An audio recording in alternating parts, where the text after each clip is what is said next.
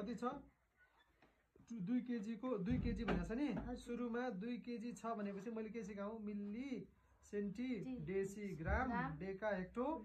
kilogram किलोग्रामलाई केमा change गर्ने भनेको छ यहाँ सुरुमा ग्राममा चेन्ज गर्ने सो के हुन्छ 4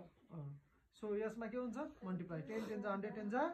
1000 so 1 kilogram is equal to 1000 के भो ग्राम त्यस्तै गरी 2 किलोग्राम इज इक्वल टु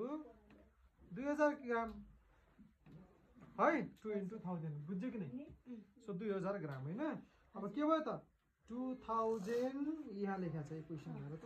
2000 ग्राम को है 2000 ग्राम को 3/4 भाग भनेको छ के भनेको छ 3/4 भाग अब हेर अघि मैले के भनेको थिए यसलाई काट्न मिल्यो हो सो 2000 भागा 4 बुझ्यो कि नै 4.20 4 कति 4 5 जा कति 20 सो 0 भयो यो 0 र यो 0 लाई तल झार मतलब यो 0 लाई तल झार 4 0 जा 0 भयो